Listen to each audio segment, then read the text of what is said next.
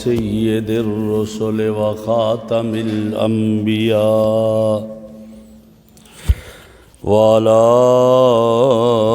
آله وأصحابه وأهل بيته أجمعين. أما بعد فأعوذ بالله من الشيطان الرجيم.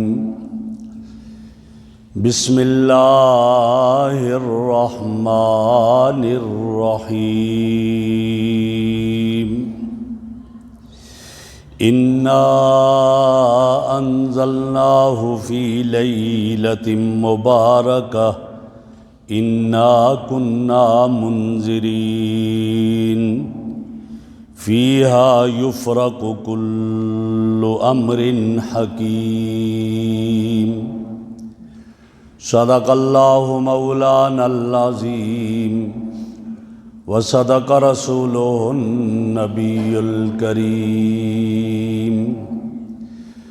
اللهم صل على سيدنا ومولانا محمد وعلى آل سيدنا ومولانا محمد وأصحاب سيدنا ومولانا محمد وبارک وسلم علیہ. انتہائی قابل صد احترام بزرگوں اور عزیز دوستوں، شعبان کا ماہ مکرم چل رہا ہے اور اس ماہ مکرم میں ایک رات آنے والی ہے جسے شب برات کے نام سے یاد کیا جاتا ہے. اس رات کی احادیث میں بہت سے فضائل ذکر کیے گئے اور یہ رات اس امت کو عطا کی گئی ہے، اس لیے مناسب یہ سمجھا کہ شب برات پر کچھ معروضات آپ حضرات کے گوش گزار کی جائیں، چونکہ چند دنوں کے بعد یہ رات آنے والی ہے، تو اس رات کو پھر ہم سو کر نہ گزاریں بلکہ اللہ رب العزت کی عبادت میں گزاریں اور اس پر جو اجر اور جو ثواب ملے اس کو ہم حاصل کرنے والے بنیں. حضرت عطا ابن یسار رحمہ اللہ بہت بڑے تابعی ہیں اور وہ ارشاد فرماتے ہیں ما من لیلۃ بعد لیلۃ القدر من لیلۃ نصف شعبان، کہ لیلۃ القدر شب قدر کے بعد جو سب سے زیادہ فضیلت والی کوئی رات ہے تو وہ 15ویں شعبان کی رات ہے. اس کی فضیلت بہت زیادہ ہے. اور حضرت معاذ ابن جبل رضی اللہ تعالیٰ عنہ وہ عظیم صحابی ہیں جنہیں رسول اللہ صلی اللہ علیہ وسلم نے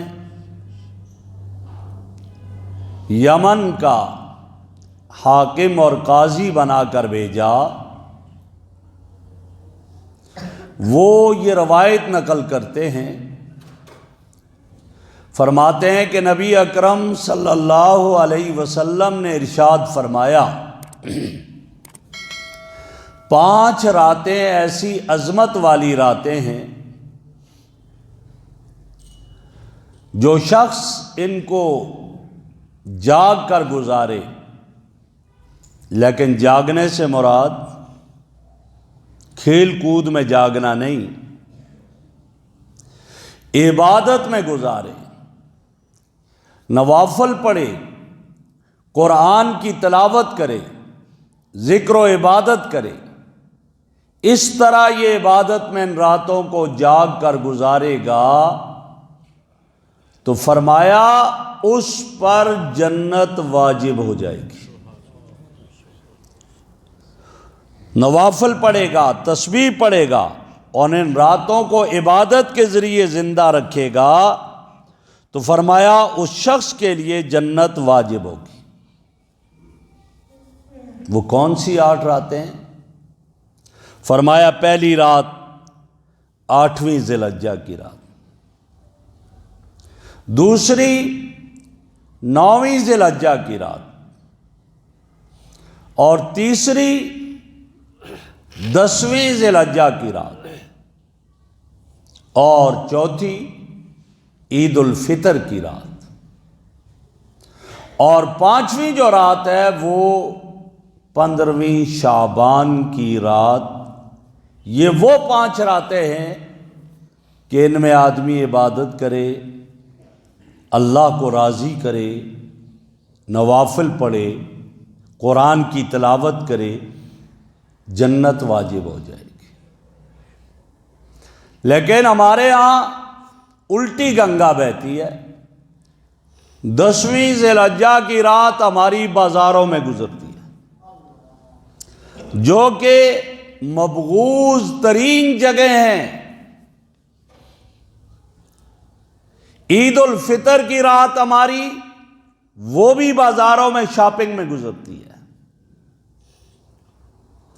اور 15ویں شعبان کی رات ہماری آتش بازی میں گزرتی ہے۔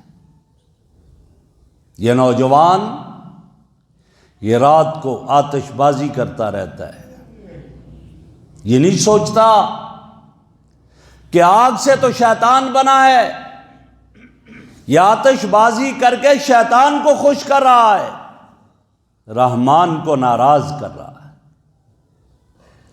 رحمان کے محبوب نے فرما دیا یہ رات عبادت میں گزار دے، لیکن یہ کہتا ہے نہیں، میں نے شیطان کو فالو کرنا ہے، اس کو خوش کرنا ہے، اور یہ رات آتش بازی میں گزارتا ہے۔ میرے بھائی یہ رات آتش بازی کی نہیں ہے، یہ رات تو اللہ رب العزت کی عبادت کی رات ہے۔ آتش بازی میں ایک تو شیطان کو خوش کر دیا، دوسرا فضول خرچی، وہ پیسے سارے ضائع کیے، ناجائز راستے میں لگائے، گناہ کے راستے میں لگائے، لہذا اس طرح ان چیزوں سے بچنا چاہیے۔ حضرت معاویہ رضی اللہ تعالیٰ عنہ ارشاد فرماتے ہیں شب برات کی فضیلت کو بیان کرتے ہوئے کہ نبی اکرم صلی اللہ علیہ وسلم نے فرمایا جب شعبان کی 15ویں رات آتی ہے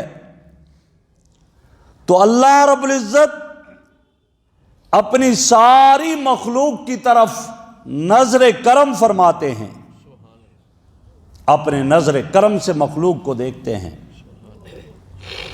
اور ساری مخلوق کو بخش دیتے ہیں سوائے 2 بدبختوں کے کہ ان کی بخشش اس رات میں نہیں ہوتی۔ حضرت معاویہ رضی اللہ عنہ کی روایت ہے۔ اور ام المومنین طیبہ طاہرہ حضرت عائشہ صدیقہ رضی اللہ تعالی عنہ ارشاد فرماتی ہیں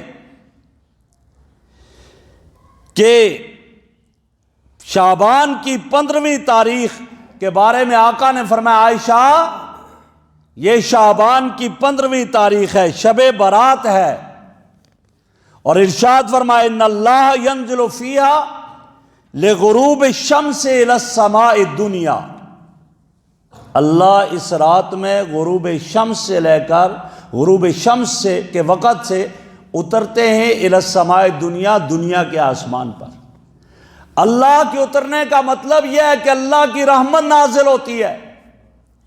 جو ہی 15ویں شعبان شروع ہوا، 14 شعبان مکمل ہوا، 15ویں کا سورج جو ہی 14 رمضان شعبان کا سورج غروب ہوا 15ویں شعبان شروع ہو جاتی ہے، اور اللہ کی رحمت غروب شمس کے وقت آسمان دنیا پر اترتی ہے، اور کیا فرماتے ہیں؟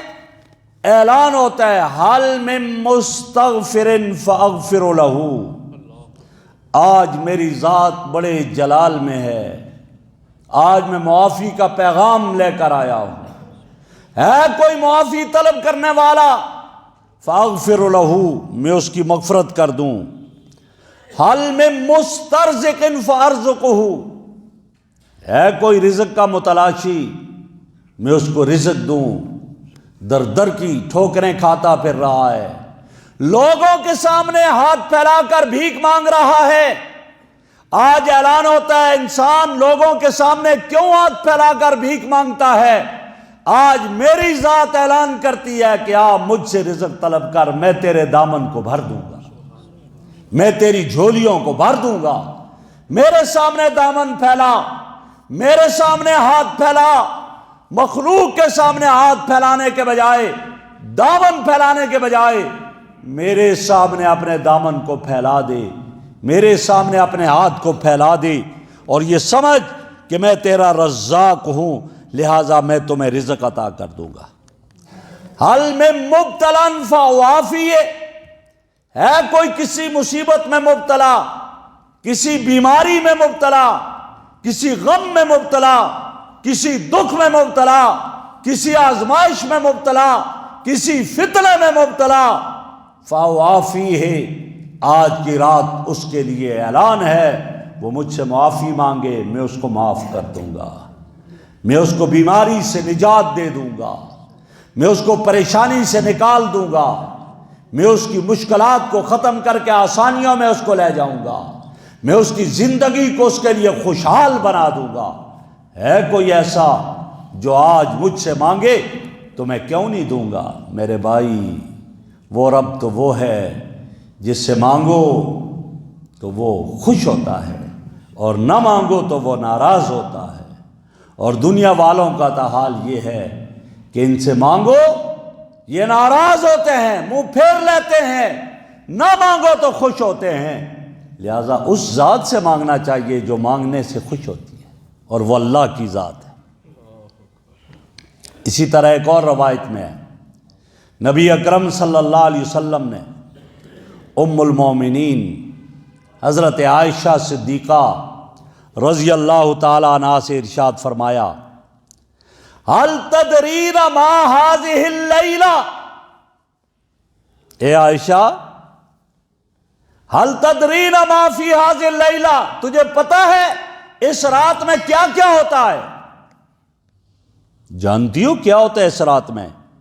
تو حضرت عائشہ رضی اللہ تعالی عنہ نے جواب میں عرض کیا، ما فیہا یا رسول اللہ، اے اللہ کے حبیب کیا ہوتا ہے اس میں؟ مجھے تو نہیں معلوم۔ تو آپ نے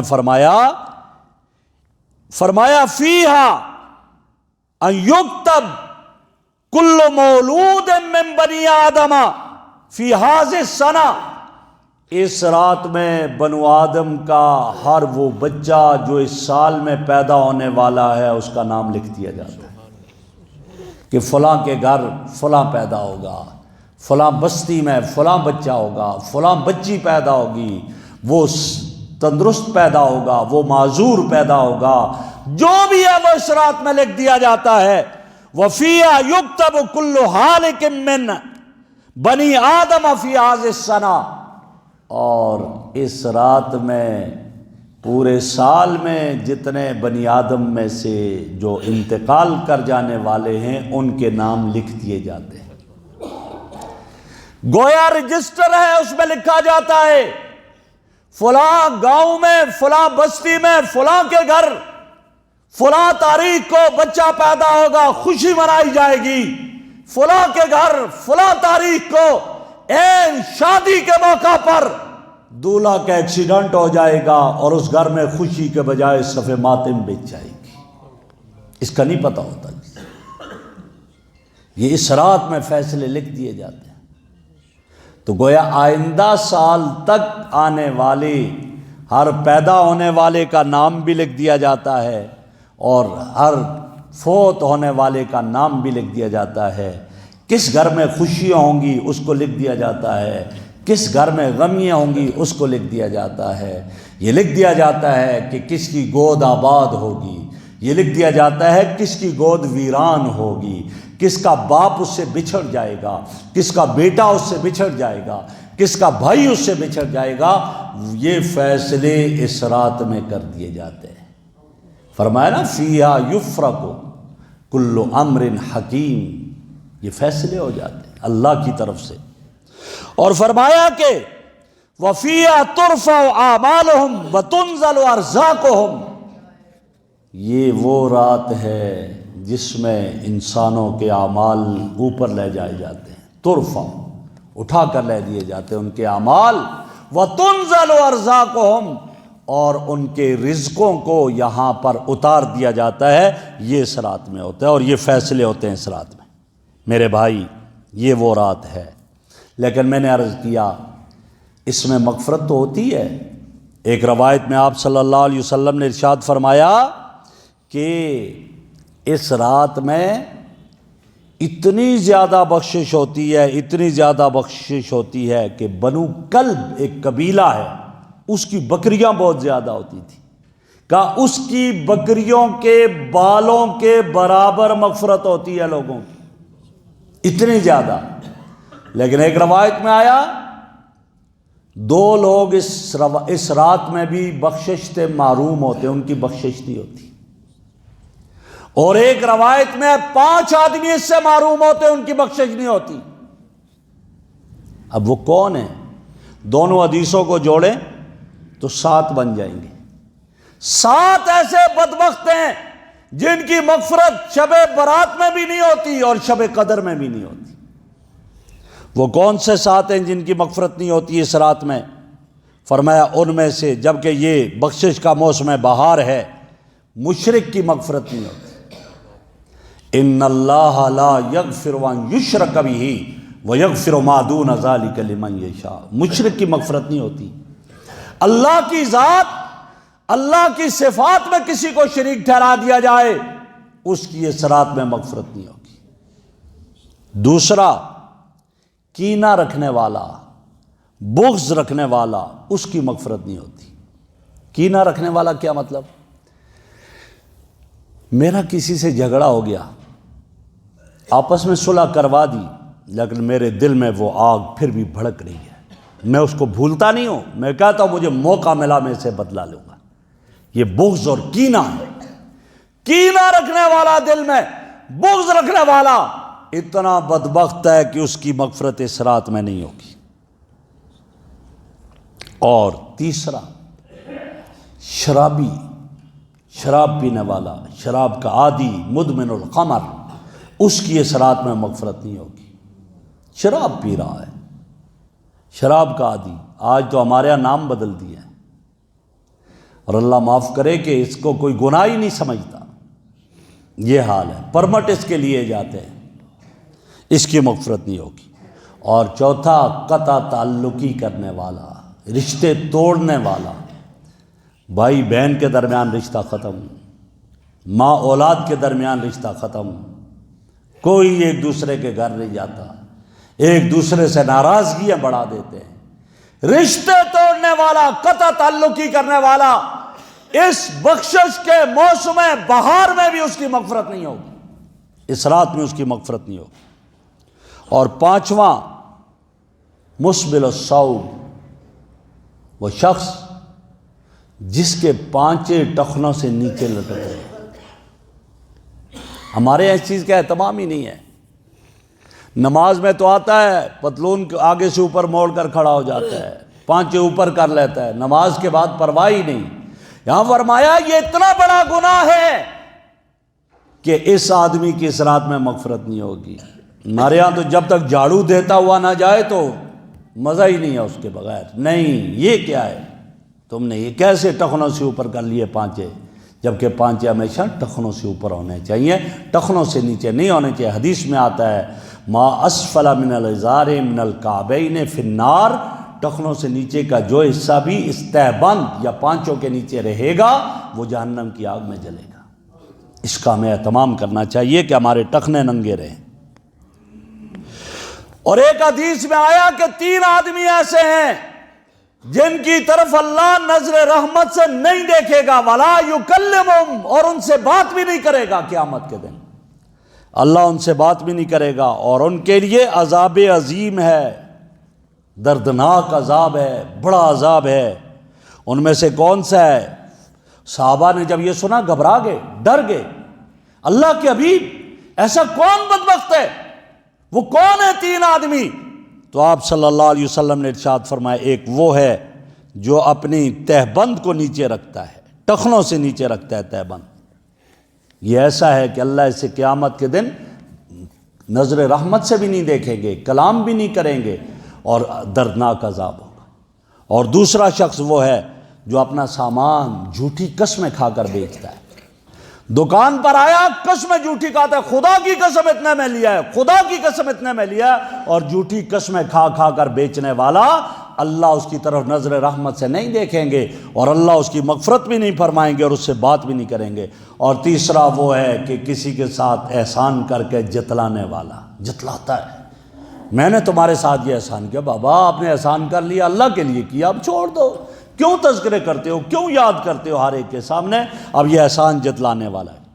تو بہرحال میں عرض کر رہا تھا 7 آدمی ایسے ہیں جن کے صراط میں مغفرت نہیں، 5 ذکر کیے، اور 6واں فرمایا وہ آدمی ہے، 6واں شخص جو والدین کا نافرمان، ماں باپ کا نافرمان، باپ کو نافرمانی کرتا ہے، ماں کی نافرمانی کرتا ہے۔ اب تو دور صرف نافرمانی کی حد تک نہیں، یہاں پہنچ چکا ہے باپ کو گالیاں دے دے کر گھر سے نکال دیتا ہے، ماں کو گالیاں دے دے کر گھر سے نکال دیتا ہے۔ وہ باپ جس کا یہ مکان تھا، جو اس بیٹے کو ملا، اس کے نام انتقال ہو گیا، رجسٹری ہو گئی، اب وہ باپ در در کی ٹھوکریں کھاتا پھرتا ہے۔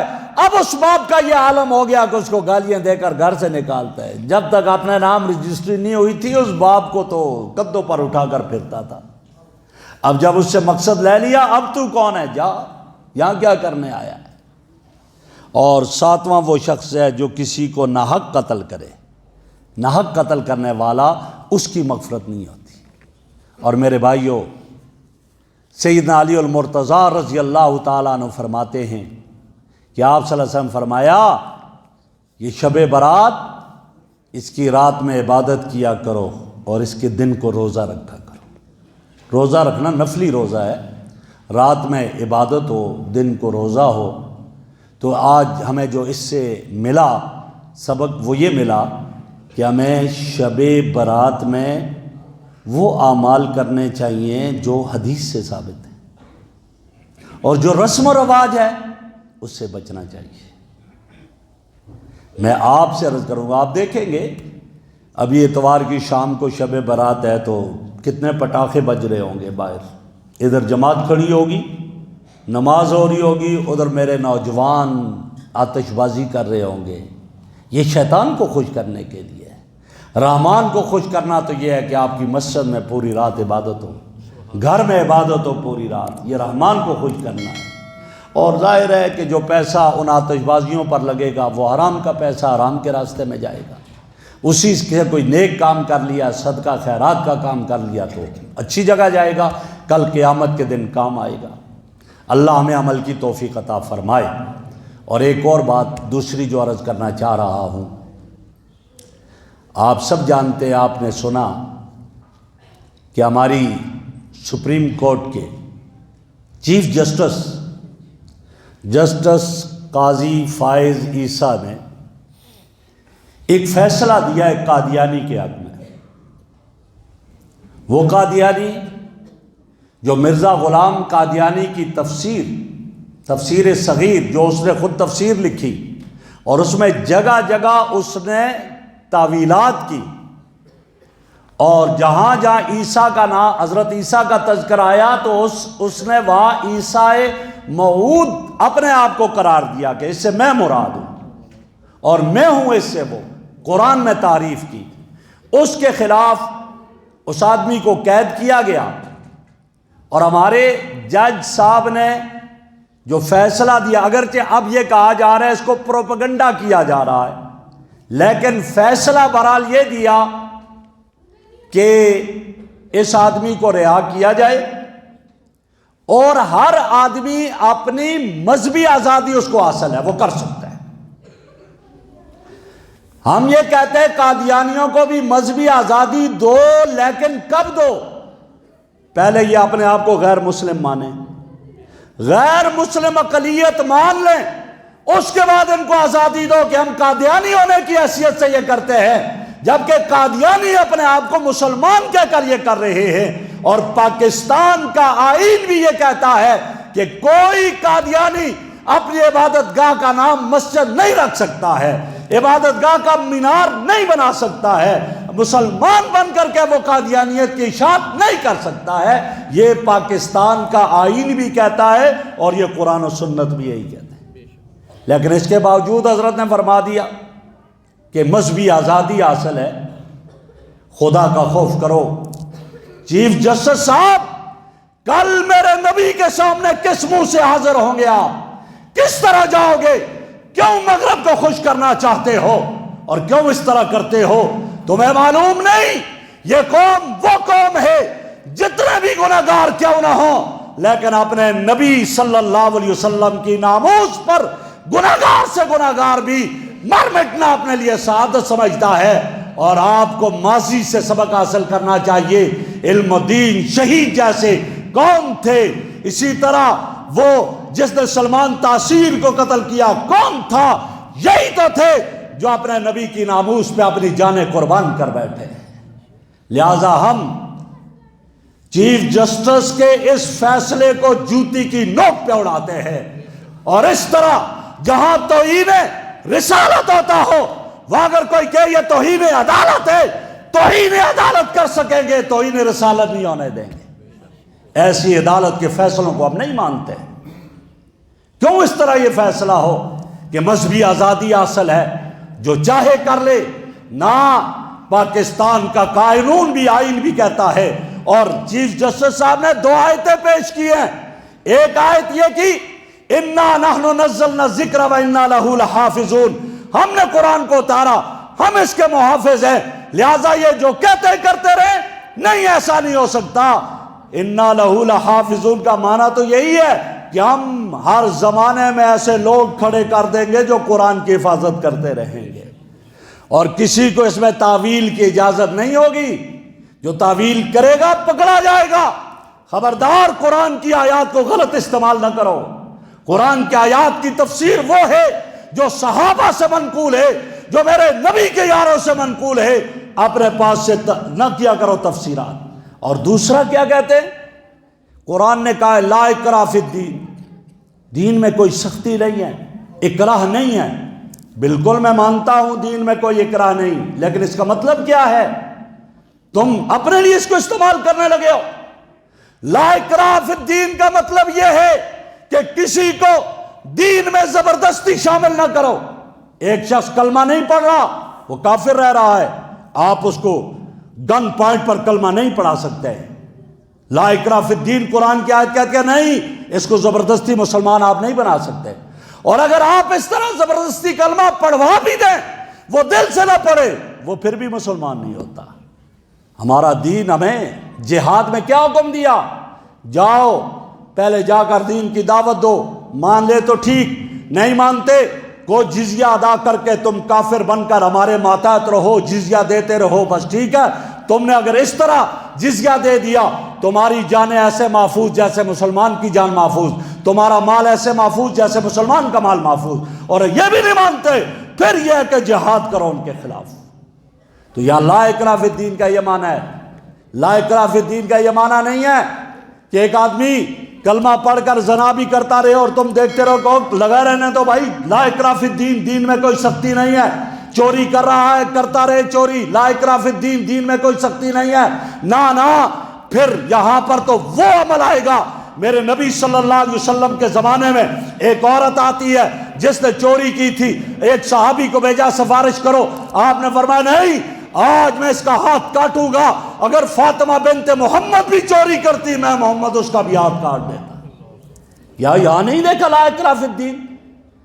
آیات کو وہاں پر رکھا کرو جہاں آیات کا شان نزول ہوا کرتا ہے، آیات کو وہاں پر ان کی تفسیر کیا کرو جہاں صحابہ سے منقول ہے۔